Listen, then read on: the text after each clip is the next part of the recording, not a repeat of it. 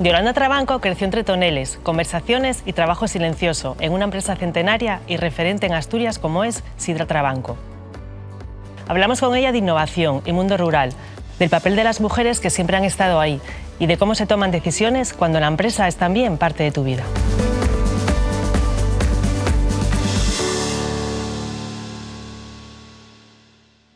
Yolanda, poca gente sabe que la familia Trabanco viene de un entorno rural y muy humilde. Cuéntame tu infancia, ¿cómo la recuerdas? Pues mi infancia es una infancia normal, normal dentro de la vida de un pueblo. O sea, andábamos siempre revolviendo por allí, trasteando entre casa de mi abuela, las vecinas que eran abuelas también, y jugar dentro de los toneles a que eran casitas, pues era parte del entorno normal con el que crecíamos. No lo vivíamos como algo extraño. ¿Y cómo fue crecer entre manzanos y toneles? Bueno, pues... Porque eso es diferente. Al final participas en la vida y en el día a día de la familia, de la casería y del pueblo, y lo introduces un poco ahí, ¿no? Salir a pañar manzana cuando tocaba o cuando se estaba mallando era parte del día a día de la casa y de nuestra vida. ¿Vosotros sabéis conscientes, tú eras consciente de que estabais creando un Yagar emblemático en Asturias o simplemente lo vivías como era algo que te había tocado vivir sin más? Yo creo que lo sigo viviendo así. No tengo esa sensación de que sea nada emblemático. Para mí la responsabilidad y el peso está más bien en lo que han hecho mis abuelos y mis padres, mis tíos, ¿no? Los que han estado antes que nosotros, y bueno, pues que hay que sostenerlo con esa responsabilidad, pero más allá de que sea nada emblemático, sino pues como te dejan algo muy, muy valioso que hay que cuidar y hay que proteger e intentar, bueno, pues defenderlo lo mejor posible. Y Yolanda, si yo te pregunto por imágenes, por momentos, por olores que te emocionen, ¿sabrías decirme alguno? Sí, hombre, al final la infancia, ¿no? Que yo creo que es algo que todos tenemos ahí como muy en nosotros, en una época pues muy bonita. Entonces, para mí el otoño es una estación preciosa porque el pueblo entero olía a manzana y siempre había manzaninas asadas en el horno, en la cocina de carbón de mi abuela, y unas castañinas encima de la chapa de la cocina. ¡Qué rico! Sí, y bueno, siempre llegar a casa de tu abuela y ver que salía el humo por la chimenea, ¿no? Que aquello estaba calentino, que estaban esperándote, no sé, para mí es un recuerdo muy guapo y quizás ese sea mi olor. Sí. Entrañable. ¿Y sigues siguiendo eso a día de hoy en tu casa? Sí, lo intento, sin cocina de carbón ya, pero atizo la chimenea siempre. A eso te iba a decir, una chimenea, una buena chimenea. Sí, les madreñes en la puerta de casa y bueno, yo siempre tuve muy claro que quería seguir viviendo en la bandera. Para mí es mi casa, mi pueblo, mi referencia. Y siempre con los vecinos, ¿no? Como parte de la familia, y poder transmitir también eso a mi hija. Tu padre Samuel pertenece a una generación en la que trabajar implicaba mucho esfuerzo, ¿no? ¿Tú qué aprendiste de él a la hora de tomar tus propias decisiones? Bueno, de mi padre y de su tío también aprendimos todos nosotros, no solo yo, también mis primos y mis hermanos, la exigencia, ¿no? Que ellos pedían para con todo. Siempre fueron hombres muy, muy trabajadores y no permitían que el nivel fuera menos que eso. Siempre han sido muy exigentes. Yo he tenido unos padres en casa que no me han dado nada hecho, siempre había que trabajárselo, había que ganárselo. Trabajamos desde que somos crías, ayudando en casa a lo que se podía, ¿no? Pero, por ejemplo, en el Chigre, pues fregando tazas, con 13, 14 años, doblando manteles, ayudando a mi madre a atender. Y eso Fíjate, ha sido siempre... que no regalaron nada, vaya. No, en mi casa no. Había que ganárselo, había que ayudar y lo hemos visto pasarlo mal también en casa. A veces ha faltado para poder... Bueno, había inversiones, había esfuerzos, yo recuerdo ver llorar a mi padre una vez que rompió un tonel. Aquello era muchísimo dinero, no sabían cómo iban a salir de aquella. Bueno, fue una época, no fue fácil para ellos. Me tuvieron muy jóvenes también. Claro, y tú ver todo eso en tu casa te marcó. Bueno, pues como a todos, ¿no? Cada uno vivimos la vida un poco con lo que has visto de niños y el espejo que ves en tus padres también. Y yo creo que lo vives con naturalidad. Yo crecí siendo una niña muy feliz, nunca sentí que me faltara nada. Ahora que soy madre sí me doy cuenta de que mis padres no me podían a lo mejor dedicar mucho más tiempo porque estaban trabajando mucho. Me crió también mi abuela, yo pasaba muchas horas y dormía muchas veces en casa de mi abuela, para mí fue como una madre. Pero bueno, eso era un poco el la vida de los pueblos, ¿no? El tejido que había de sostenerse dentro de la familia y ayudarse. Sí. El mundo de la sidra y de la empresa, ¿no? De la empresa familiar, no es un entorno fácil para la mujer. Tú, como mujer, ¿alguna vez tuviste que, te estás riendo, tuviste que dar más simplemente por el hecho de ser mujer? Bueno, la verdad, demostrar más, al final. Tengo que decir que la época en la que ya me tocó trabajar y mi vida adulta ya había una consciencia sobre eso y no fue excesivamente importante el hecho de ser mujer o ser hombre. En el momento en que me tocó a mí llegar ya hablaba más quizás el talento de las personas independientemente del género, pero no fue siempre así. Es verdad que nuestra profesión siempre fue muy de hombres, se hablaba de sidra, probando sidra en el Llagar, mientras las mujeres pues hacían la tortilla o la comida o atendían a esos hombres, y desde ahí pues un aprendizaje que siempre ha sido muy de generación a generación, a base de reunirse en torno a un tonel, ocurría solo en los hombres, ¿no? Seguramente mis primos saben mucho más de sidra de lo que podría saber yo a esta altura de la vida. Me tocó aprender rápido y me tocó aprender y demostrar que bueno, que también se podía. Pero sí, en mi casa nacer mujer no era sinónimo de ser continuidad en el Llagar. Muy bien eso que acabas de decir. Podía demostrar que también se podía hacer. Sí, claro que sí. Y yo creo que, bueno, ya con la generación de mis tías, ¿no? De mis padres, ya supieron hacer las cosas bien. Tuvimos que venir detrás, pues cada uno con lo que mejor podía aportar a la empresa, en este caso a la familia, pues independientemente de que fuéramos hombre o mujer. Sí. En un mundo cada vez más tecnológico parece que el humano vuelve a ser lo esencial. ¿Qué valores femeninos, como puede ser la escucha, puede ser la intuición, crees que en tu caso aportas tú, reflejas? No sé si yo, pero creo que si hablamos de ese toque femenino, bueno, creo que las mujeres somos unas grandes coordinadoras, tenemos esa capacidad de poder estar a 40 cosas a la vez y bueno, pues al final un poco esa mirada tierna también, ¿no? Que tienes un poco por genética. Oye, me voy a quedar con lo que acabas de decir, las mujeres podemos estar a 40 cosas a la vez. Sí, y no nos sopla nadie. Yo estoy convencida de que somos unas grandes gestoras del tiempo, del hogar y de lo que se nos ponga por delante. Eso es lo que nos tiene que dar la oportunidad. Eso es. Y luego, buen pues, mensaje que estamos dejando a los jóvenes, ¿eh? Sí, claro. O sea, esto es algo que además descubrí a raíz de ser madre, ¿eh? Y luego tenemos ese maternar natural, ¿no? De cuidar de los demás, quizás esa mirada, esa ternura con la que atiendes las cosas, que dentro de una empresa es muy importante. Al final, los empleados, los proveedores, los clientes, todos son familia, y la propia familia. En mi caso, somos una empresa familiar. Entonces, tener esa capacidad, ¿no? De cuidar mientras atiendes pues, lo propio de una empresa, que es crecer y siempre avanzar hacia adelante. Vamos a hablar de Madres de la Sidra, que es una iniciativa muy emotiva y a la vez muy especial. ¿Tú cuándo te diste cuenta de que había muchas mujeres haciendo 1000 cosas, pero que poco se hablaba de ellas?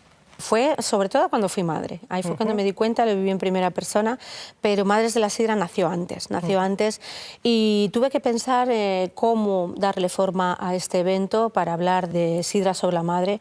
Pues una sidra que lleva esa palabra, ¿no? Tan importante y con tanto peso para todos nosotros, madre. Me fui a lo que significaba para mí y fui a esa infancia donde yo veía a mis madres, que mis madres eran mi madre, mi abuela, mis tías, mis bisabuelas, ¿no?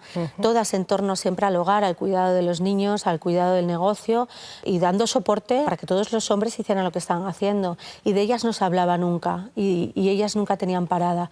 Y ahí me di cuenta de que había que hacerles un pequeño homenaje, había que reconocerles a todas las mujeres que en silencio, siempre en la sombra, casi siempre de maridos, hijos, hermanos, al día de hoy todavía siguen levantando esta región, Asturias, no solo en la sidra. ¿Y cuánto hay de tu madre y de tu abuela en Yolanda? Hay mucho, sí. Yo me reconozco muchas cosas de ellas. De mi abuela, pues ella siempre tenía un platín de faves los domingos o unos frisuelos o una excusa para tener a la gente alrededor de la mesa. Y era una manera que ella encontraba de tenernos. Y yo soy un poco gallinina también. Sí. Soy un poco gallinina. Oye, Yolanda, siempre que hablamos de Trabanco pensamos en sidra, ¿no? Cuéntame un poco, porque tiene que haber algo, ¿dónde está esa chispa creativa de Trabanco? No lo sé, a lo mejor yo soy un poco culo inquieto y siempre ese entusiasmo que me gusta ponerle a todo, pues vi que en el mundo de la sidra no se había hecho nada en realidad y no teníamos que inventar nada, porque lo más bonito y lo más grande a lo que le podíamos sacar chicha ya lo teníamos, que era pues ser lo que somos, origen, tradición y sostenernos en valores pues muy nuestros, ¿no? De pueblo y de todo lo que supone el pueblo. Al final el cooperar, el ayudarse entre la familia, entre los vecinos y llevar todo eso pues al día de hoy, bueno, pues que es tan importante la imagen, ¿no? Cuidar la imagen, hacer las cosas bonitas para que a todo el mundo les encaje y poco más. Sí, porque al final eso es una forma de llegar a la gente también. Sí, pero yo, mira, es algo que utilizo para todo en la vida y es el estar muy en contacto con los orígenes y con la tierra. Y hay una inteligencia tremenda en el pueblo y es mirarnos mucho en los ojos de ellos, de cómo se hacían siempre las cosas. Tiene un porqué, son muchísimos años, siglos de procesos, por algo será. Entonces, si miramos a esto, seguramente nunca nos vamos a equivocar. Y si te pido que nos sorprendas contándonos algo que haya detrás de Trabanco que poca gente sepa, que nadie sepamos. ¿Hay algo? Hay algo de... Bueno, hay muchas cosas, pero cuéntame algo que se pueda contar. A lo mejor desde fuera parece, ¿no?, que somos como una gran empresa y realmente somos una empresa familiar que sigue todavía haciendo las cosas pues como muy como antes, ¿no? Mi padre, por ejemplo, es una persona muy emocional y toma muchas veces las decisiones de manera pues también muy emotiva, ¿no? Y basándose en eso. Muchas de las decisiones que se toman o del día a día se hace comiendo en una mesa o riñendo allí en el Manzanero, o digamos que en ese sentido no somos una gran compañía con unos procesos súper profesionalizados. Los tenemos y tenemos que tenerlos para muchas cosas, pero luego en el día a día y las decisiones quizás son un poco más de corazón, ¿no? Yolanda, vamos a hablar de nuestros jóvenes. ¿Tú qué crees que buscan a la hora de elegir qué consumir? Porque se habla mucho ahora de ese consumo responsable, de salud, y que ellos no se casan con cualquier marca, sin más.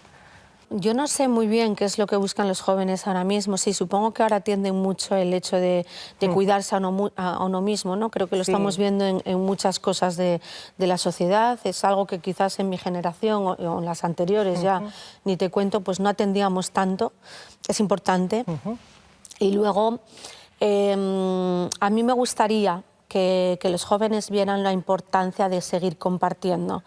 Quizás esta sociedad que nos está tocando vivir ahora, las nuevas tecnologías, nos estamos yendo demasiado al individuo, a fijarnos, ver el mundo a través de una pantalla y no de lo que tenemos alrededor.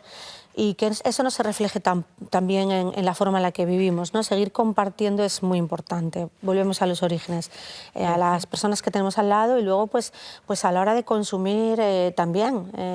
Creo que es importante y para la sidra es fundamental. Estar orgullosos de algo implica también estar ahí apoyándolo en el día a día.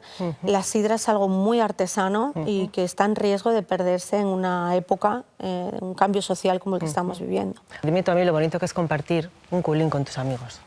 Pues sí, con los amigos, con la familia.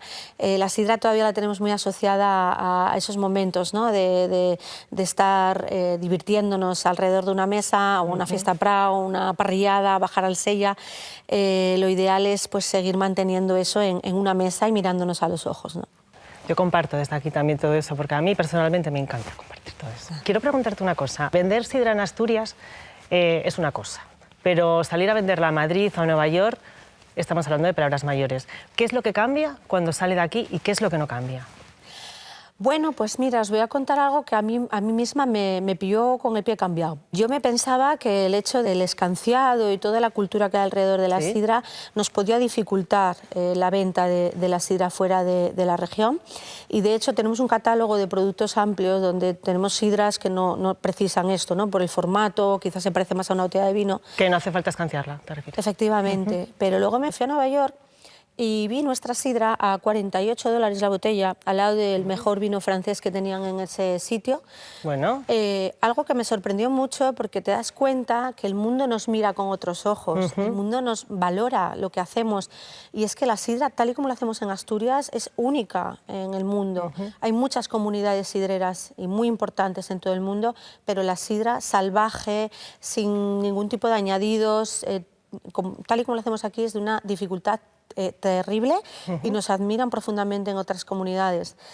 Y allí en Nueva York también me di cuenta que no podíamos eliminar esa parte de historia que tiene la sidra asturiana, que lo cuenta ya a través de la botella, y el tema del escanciado, porque para ellos es un atractivo, es lo que ellos llaman el challenge, y entonces ellos a su manera lo escancian como pueden, se valora mucho que se haga. Claro, porque al final eso es lo bonito, porque tú cuando vas a algún sitio siempre ves cuando está un camarero escanciando sidra, a la gente de fuera pues sacando fotos, vídeos, al final eso es lo bonito, lo que les llama la atención también. Sí, no lo podemos perder, claro. No lo podemos perder porque forma parte de algo tan nuestro. Eso es. Yo siempre digo que la sidra no es una bebida, la sidra para los asturianos es una forma de vivir, ¿no? Es algo que lo llevamos siempre como y es orgullo, cultura al final. Porque al final es diferente a lo que hay en el resto del mundo y nos identifica. Yo creo que esa figura del escanciador, la silueta, creo que nos representa muchísimo, y te diría que igual es la foto que más sacan los turistas cuando vienen aquí, más que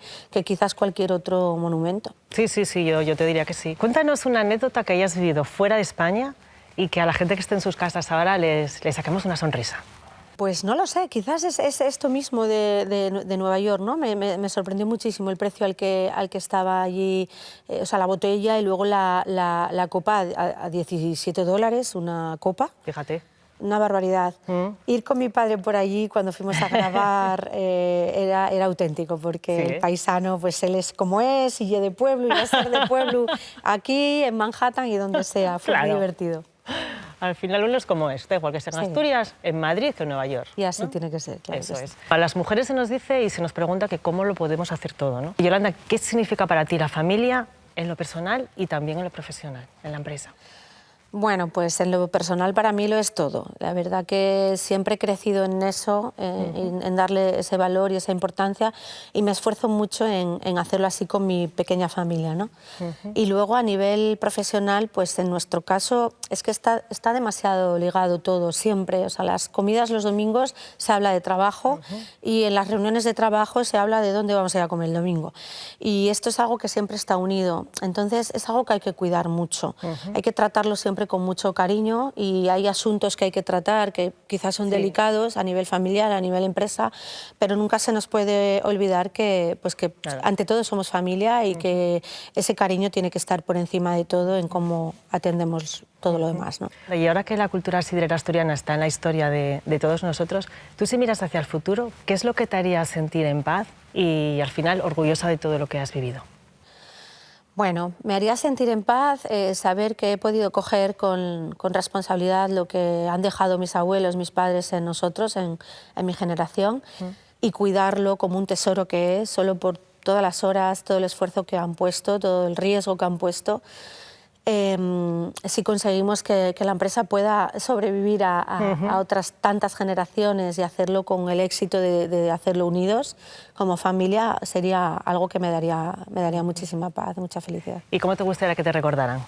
Pues no lo sé, por la que desheredan, por las ideas locas que tenemos a veces a la hora de promocionar, no. A veces tengo... Bueno, pero la locura es importante, ¿eh? Sí, bueno, yo creo que hay que arriesgar todo lo que se puede, porque en el mundo de la sidra al final hay mucho secuestro emocional, es algo muy nuestro, lo sentimos como algo, bueno, pues que no nos lo toquen, ¿no? Entonces hay que hacerlo con mucho respeto también, pero luego hay que arriesgar y hay que hacer cocinas para, bueno, pues para siempre avanzar, porque si te quedas quieto al final te quedas ahí. Y salir un poco de la zona de confort. Sí, claro. Sí, para poder avanzar. Como decíamos antes, Trabanco no solo sidra, ¿no? También tiene un llagar maravilloso que además diriges tú. Cuéntanos un poco cómo surgió todo esto. Bueno, somos chigreros. Mis padres, en este caso, son quienes abrieron el restaurante Casa Trabanco hace 42 años. Mi padre lo combinaba también con el llagar, con la elaboración de la sidra, y éramos el chigre de la bandera. Y ahí seguimos, nosotras crecimos ahí. Yo, esta facilidad que creo que tengo a la hora de comunicar, siempre digo que la forjé en las mesas, yendo a las mesas a explicar a los comensales lo que había ese día fuera de carta, porque al final te da igual que sean 2, que sean 12, sí, tienes que trasladar, ¿no? Y bueno, yo creo que es una parte muy importante dentro de todo lo que es el mundo trabanco, porque al final estás dándole a la gente una herramienta donde también poder vivir experiencias más allá de la sidra en su casa o en el chigre o en el restaurante donde la suelen consumir. Aquí vienen pues muchas veces a conocer el llagar, porque hacemos visitas guiadas. Es una experiencia cultural completa porque lo haces en el pueblo, explicas también el entorno, la huerta propia que tenemos, el hórreo, o sea, la casería, y luego terminan en el chigre, en el restaurante, pues comiendo esos productos que ya han visto antes en la huerta, maridados con sidra, o celebrando un evento entre nuestras paredes, ¿no? Que al final son eventos familiares importantes para esa familia, y tú ya te quedas ahí en el recuerdo de esa familia. Y ahí tenemos una gran oportunidad de poder enamorar a la gente que nos viene a visitar con todo lo que le ofrecemos, y que luego, pues a donde quiera que vayan, si vuelven a sus casas, si son visitantes que vienen a conocer Asturias, pues cuando vean Trabanco recuerden ese ratito que han pasado con nosotros y tener esa oportunidad de poder llegarles, ¿no? Oye, una curiosidad, porque aparte de vivir estas experiencias los asturianos, vendrá mucha gente de fuera, incluso hasta de fuera de España, supongo. Sí. ¿Qué es lo que te dicen después de vivir la experiencia? Bueno, pues la gente de fuera... Porque es algo nuevo, muy diferente para ellos, que imagínate. Sí, la gente de fuera, curiosamente, bueno, también los de aquí, ¿eh? ¿También los de aquí? Sí, o sea, tenemos dos públicos muy diferenciados en las visitas. Viene gente de fuera que quiere conocer algo de la tradición asturiana y, bueno, pues viene a conocer un llagar. Y los que ya te conocen como marca, les sorprende que seamos una empresa familiar y sigamos haciendo las cosas como toda la vida. No sé, deben de pensarse que van a encontrar una gran compañía y todo muy industrial, y de repente ven que es un llagar con toneles de madera con más de 50 años y que estamos por ahí toda la familia atravesados. Y eso es lo mejor. Sí, y luego está la gente de aquí de Asturias, esto es muy curioso, que vienen a visitar el llagar, pero porque viene un primo de Murcia, entonces voy a enseñarle el llagar.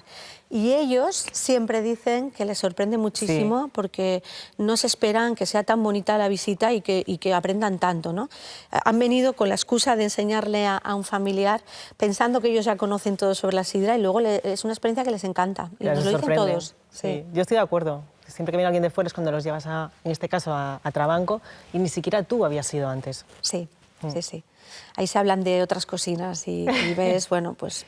Yolanda, ¿tú te consideras una persona creativa?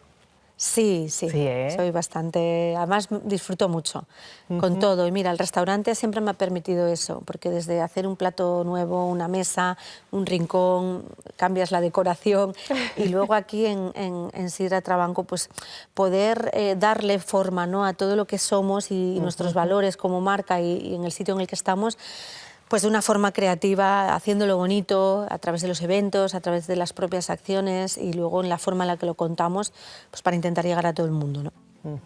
Bueno, Yolanda, ¿qué tal?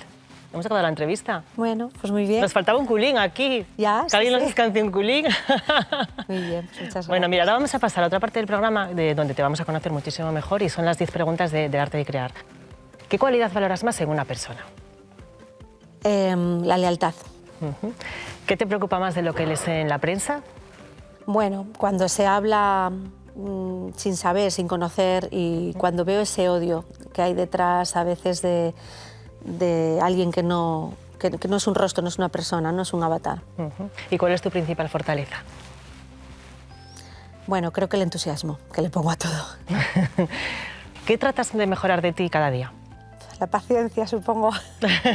Algo tan importante, ¿no? Sí, con una nena pequeña y con todo el trabajo que tenemos y presión a veces, sí. ¿Cuántos añinos tiene tu nena? 5. 5 añitos, imagínate. ¿Y qué ideal de felicidad es para ti en una sola frase? Dormir tranquilo por las noches, la calma. Si haces las cosas para conseguir la calma, creo que lo estás haciendo bien. La importancia de dormir bien, ¿eh? Sí. ¿Qué es el éxito para ti? conseguir esa calma y ser feliz con lo que uno tiene, lo que sea. ¿Y qué cambiarías de Asturias hoy? ¿Qué cambiaría de Asturias hoy? Pues quizás que cojamos con responsabilidad algo que está en peligro de extinción, ¿no? Que es todo lo artesano, todo lo que necesita de muchos años de procesos y de muchos conocimientos. Y estar orgullosos de ser patrimonio y de ser cultura sidrera está muy bien, pero si luego en el día a día no tenemos en cuenta la sidra va a morir. Y esto es un hecho. Es fenomenal que nos sintamos orgullosos de la sidra, pero es necesario que sigamos eligiendo la sidra. Hay muchos llagares que quizás no van a sobrevivir a un relevo generacional, como tantos otros oficios en este país, por el momento en el que estamos viviendo. Entonces, desde ese orgullo, desde ese cariño que tenemos, transmitirlo luego en el día a día y comprometernos con ello también así, ¿no? ¿Y qué fue la lección que aprendiste después de un fracaso? La mejor lección. Bueno, pues que equivocarse también está bien y que hay que seguir. Tienes que levantarte y sacudirte y volver a pensar con ganas de qué manera resolver eso que has hecho y aprender. Al final es una lección de vida, ¿no? Es aprendizaje también. Y es tan necesario equivocarse, además. Si no nos equivocáramos, pues no estaríamos aquí donde estamos hoy. De hecho, ¿cuál fue la última decisión en la que te equivocaste? La última vez que me equivoqué, bueno, me equivocó bastante, eligiendo una estrategia, ¿no? o un evento, para una acción concreta para promocionar, para hacer, luego ves que por ahí pues no encaja, no gusta. Bueno, hay que saber dar marcha atrás a tiempo, porque hay que proteger lo que haces, sobre todo, y guardártela para la siguiente. ¿Y un consejo para afrontar los momentos difíciles? Bueno, creo que, como digo, es aferrarte a lo que tienes, a lo que tienes bueno en la vida. Creo que esto sirve para todo. O sea, siempre hay alguien que va a estar peor que tú.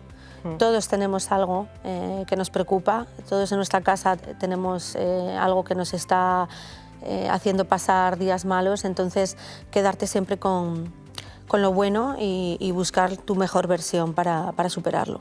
No hay otra. Bueno, pues nos quedamos con esta gran reflexión. Yolanda, ahora vamos a dar paso a la gente de la calle, ¿vale? Porque hay mucha gente que tiene curiosidades y tiene cosas que nunca se atreven a preguntar, y yo creo que este es el momento. ¿Vamos a ello? Vale. Me llamo Cristina Losada, soy estudiante de Comercio y Marketing en la Facultad de Ciencias Sociales, Turismo y Comercio en Gijón, y mi pregunta es, si una chica joven tiene ganas de comerse el mundo, pero le dicen que tenga cuidado, ¿tú qué le dirías? Bueno, que se fije a ver ese ten cuidado a qué se refiere, pero que tome las decisiones que ella considera importantes.